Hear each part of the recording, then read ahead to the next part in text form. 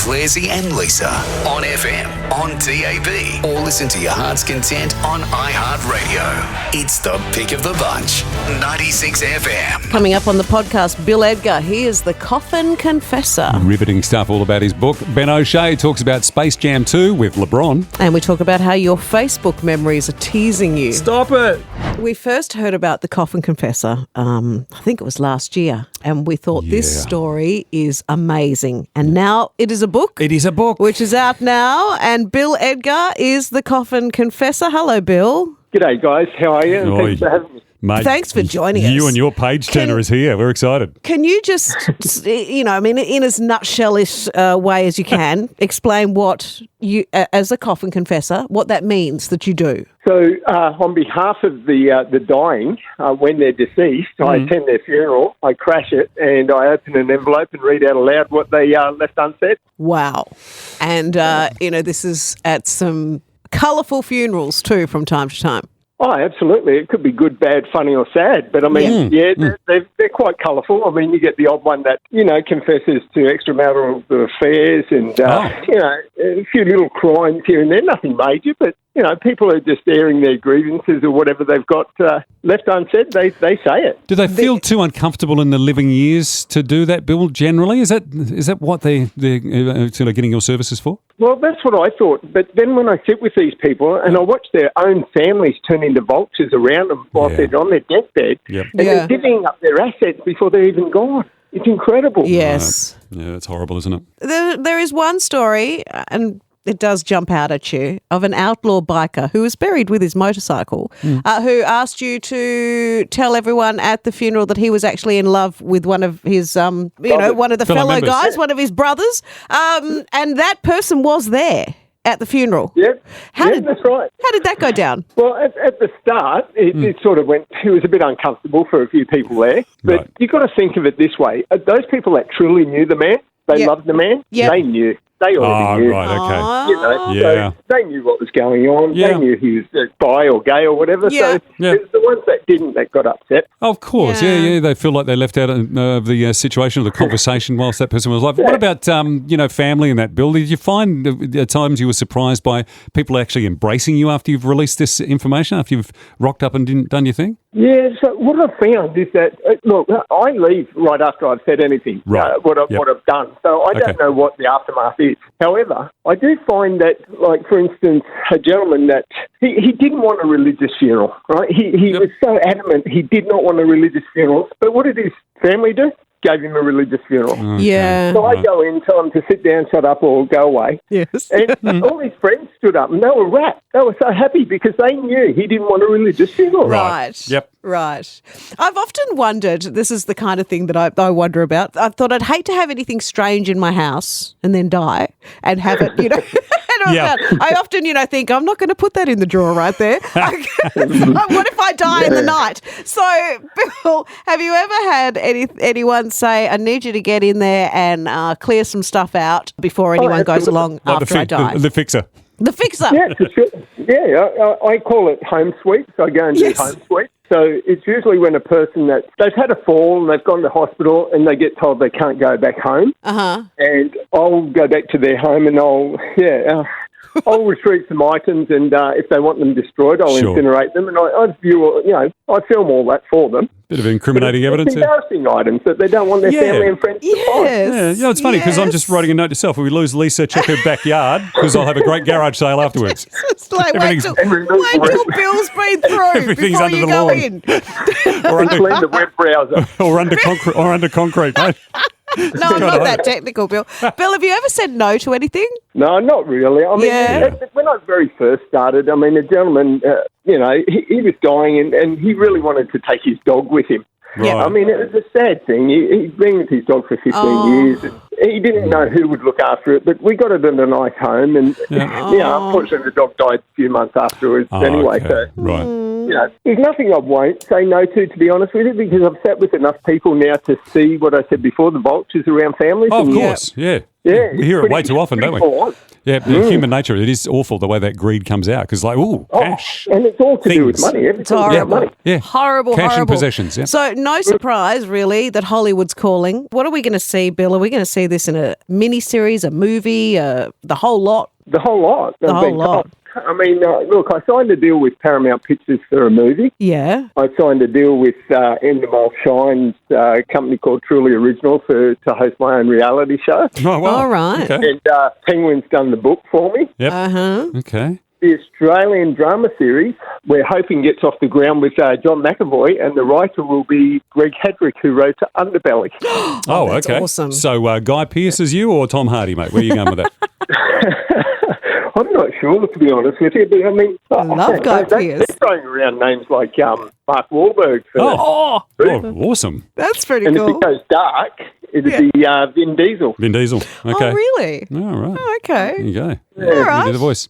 And just All right. before you go, Bill, I've always been curious, mate. You say that you sort of depart the funerals as you've delivered the information, but did you have to use a pseudonym with anything like that, just for your own protection post-event, post-funerals? Usually when I turn up to a funeral, I sit amongst family and friends as one of the mourners. Right. And people do come up and say, sorry for your loss, or how did you know so-and-so? And I'll Okay. say, I used to work with him, or I'd helped him out in the past, and I heard they passed away. So, and it's not untrue. I mean, I am working for them. So, Yeah. Well, it is an amazing story, Incredible. and now it's in an amazing book, and I look forward to seeing it on the big screen as well. You know Absolutely. who I reckon could don't underestimate Bryan Cranston Oh, from yeah, Breaking it's on Bad. Breaking Bad. He's such a great character actor. I could see him playing this really well.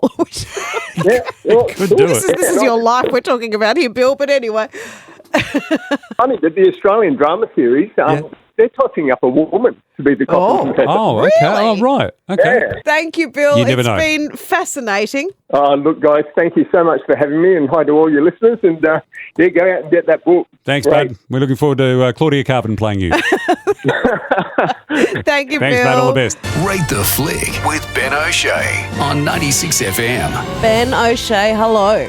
Good morning. How are you? Morning, Very bud. well. You've been to see Space Jam 2. Yes, Space Jam 2. It's 25 years since the original came out, way back in 1996. And I'm sure everybody remembers it. It's a bit of a pop cultural icon. Michael Jordan was transported into the world of the Looney Tunes to play some basketball with Bugs Bunny against a team of monsters. And it's got one of those films that, nostalgia has made us all think that it was this incredible film. But when it came out, it got terrible reviews.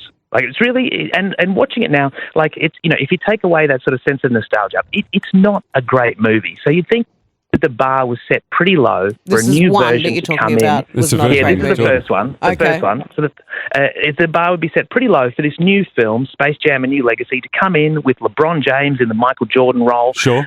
With some updated graphics, updated storyline. Everything's kind of pumped up. More is more. All of that sort of stuff. Yeah.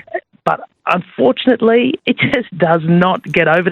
Probably it's like limbo after you've had a few shandies and you think you're going to make it, and you just bang your head straight into the bar. Oh, no. You know what? Hit the bar or the basket. Hey, Ben, my wife Laurie made me watch the original one last year, and I think I made it to halftime in the game.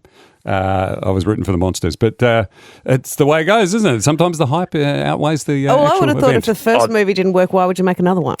Well, the thing is, it worked very well at the box office. even though Okay. even though critically wasn't very well received. It made about $250 million at the box office, 'Cause it which was back fun. in '96 Yeah. was massive amount of money. And Jordan, he's such an icon. Yeah.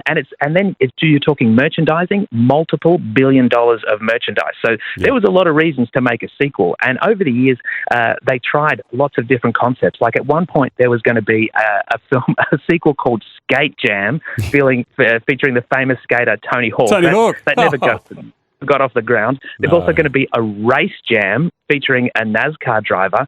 And so it's taken a while to really find, I guess, someone who could anchor the project. LeBron James, he's really kind of up there with Michael Jordan as the greatest of all time.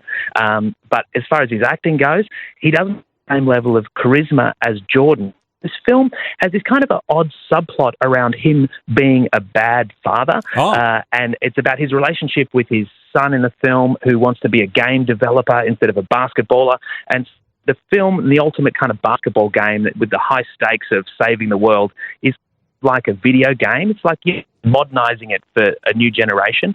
Doesn't really work. It comes off as a bit try-hard, unfortunately. And the worst thing about this is the film doesn't really paint LeBron James in a very flattering light because of this whole father situation. Okay. And the worst thing about that is, compared to Jordan, LeBron is actually a pretty good dude. Like, he does a lot of really good stuff off the court, whereas for all his amazing exploits on the basketball court, probably wasn't really a great bloke. And I think The Last Dance shows that was the case. And so LeBron comes out, unfortunately, still in the shadow of Michael Jordan, where he's been really all his career.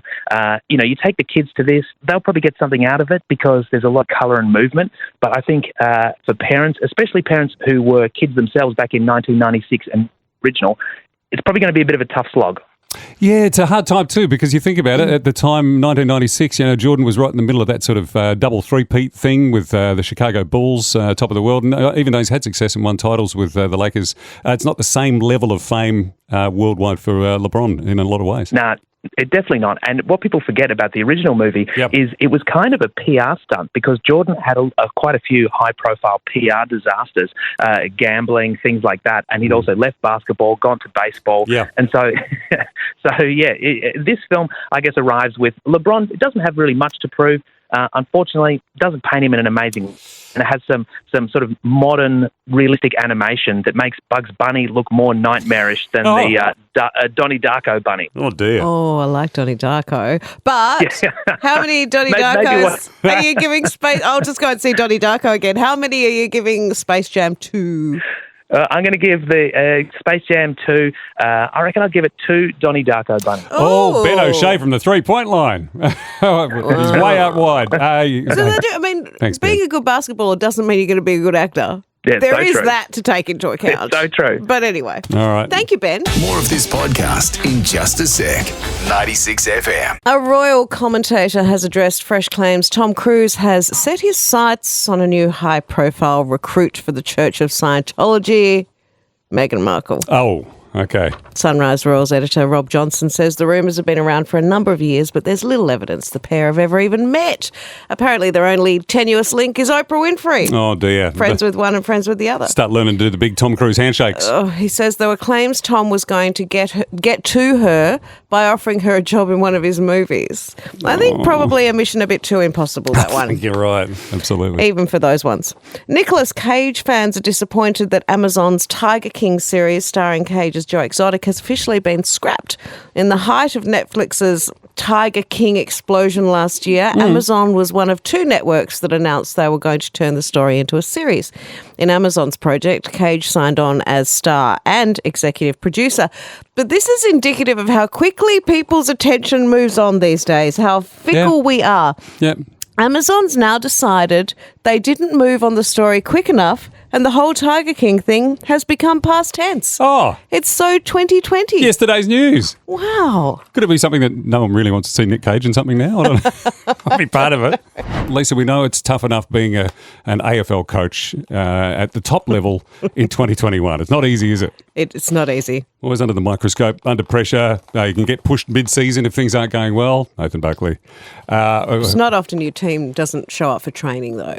Because you wouldn't get away with that too often. So it's even tougher if you're the coach of an amateur footy side, like the bloke we're talking about here. His name is Curtis, coach of the West Coast Amateur Club in City Beach. I believe they're called the Tigers. Mm-hmm. However, when a bit of rain comes down, in fact, a lot of rain, like this time of year in Perth, the excuses start flooding in, and as opposed to the old days when you had to make a phone call on a landline, these days it's so much easier to dodge something like this with text. How many people on a footy team? Because there are a lot of excuses that he received this week. Yeah, well, you might have a squad of 30 or something. Yeah, I'm looking at about 20. Yeah, these are better than the excuses kids come up for their homework. The dog ate it or it's on the fridge in primary school. And a few of the messages were coming through were actually quite funny. He's posted them online in one big block. G'day, Googs. Won't be training tonight. Managed to get a spider bite on my foot over the weekend. Had an allergic reaction. Foot is a balloon. That's not going to go well. How about this one? Hey, mate, managed to pinch a nerve in my back at the gym today. I won't be able to make it down. Getting the corridor to look at for me tomorrow morning. I might be in. I'll keep you posted. All right. Hey, mate, I'm stuck at work, working late. Not going to get down there. See you on Saturday, though. Be right for the game. Hey, Googs, I'm not going to be at training tonight, mate. I think we're eating something and it isn't sitting right with me at lunch today. What about this one? Going to be late. Traffic is hectic and I need to fuel the car up. You should have thought of that ahead of time. He's out of petrol. He's out of petrol in his footy career too, I think. Yes. This is not the first time that there's been a spate of these. Isn't it funny how right in the heart of winter, Curtis gets all of these messages from his team? Yeah. So not easy at all to This happened back in 2019 as well. Yeah. One guy was saying Same sort of messages. One guy was saying he got an offer from down in the bush. Got an offer to play for $1,000 as a bit of a package deal to go down there with some mates to play because country footy they put all the sponsors of a town, like the pub and all that, and they pay quite a bit of money for players to go. And he said, "Yeah, I might pike out on this one." And the guy, he said, "What do you think, coach?" And he said, "Yeah, pike out. Yeah, you can walk." So that can happen. Let's be honest.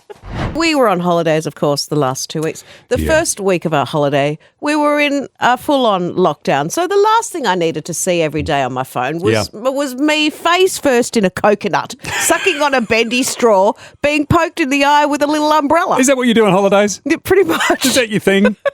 And read. Oh, look, now you brought it up. I have to show you that photo again. I know. Laurie's return after 40-odd years to go back, and she's standing in front of Buckingham Palace, and it's July 15, 2017. I feel like I'm stuck in some weird Mark Zuckerberg algorithm on Facebook. Well, we are. Yeah. Facebook loves to, show us our memories. Yes. Thinks it's a bit of fun. But at this time of our lives, pandemic style, it's really not. It's poking fun. Because it's just teasing us. It's torturous, reminding us of all the fun things that we've done in recent years that we're not doing right now. But we're not alone. I'm sure it's happening to a lot of people. Happens to everyone. Yeah. We want to know how it's happened to you. Are your Facebook memories teasing you? Cheryl in Darlington, hello. Hey, Cheryl. Hello, how you going, guys? Good, Cheryl. Yeah, how are your Facebook memories teasing you? Oh, frustrating. 5 years ago it popped up that we were part of a group of vintage motorcycles and we took our bikes over to England and then we ended up doing the top and bottom end of Scotland from John O'Groats to Land's End on our bikes for 5 weeks. Wow, what a great trip. Magnificent. Far out.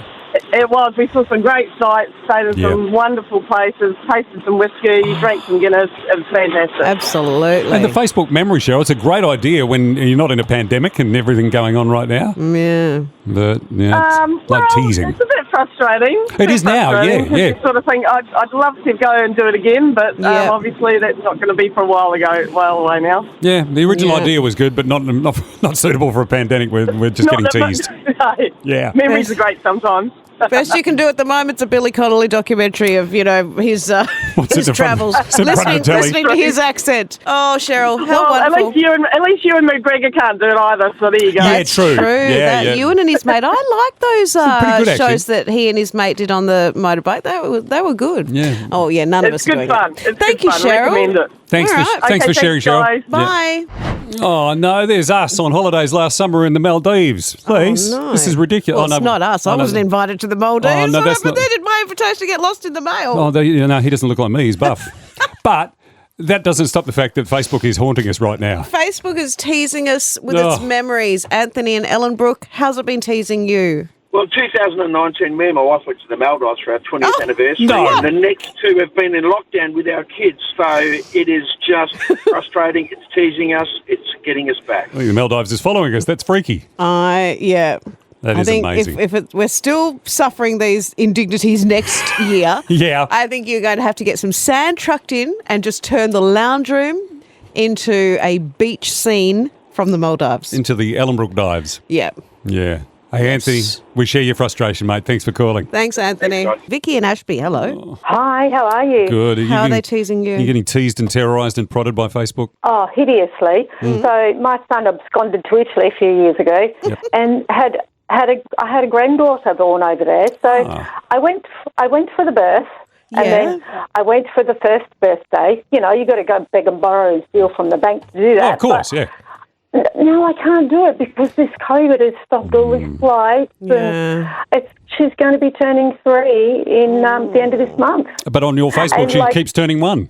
No, she comes back and it's like a memory. Oh, Yeah, this that's is, what I mean. because I took photos. Yeah, absolutely. And it's like, even my dog knows I'm upset. She's just licked me in the face. Stop it. That's no good, Italy. That's horrible. Yeah, I know. So, but my son sends me heaps of videos and things, but it's not the same. I want to be there and give her a cuddle. Yeah. Absolutely. Well, it's like we're living vicariously through our past, which is quite weird, just a little different. I know, but at least they're good memories. I haven't got any terrible ones come up. No, that's good. Well, we normally don't post those. Thank you, Vicky. No.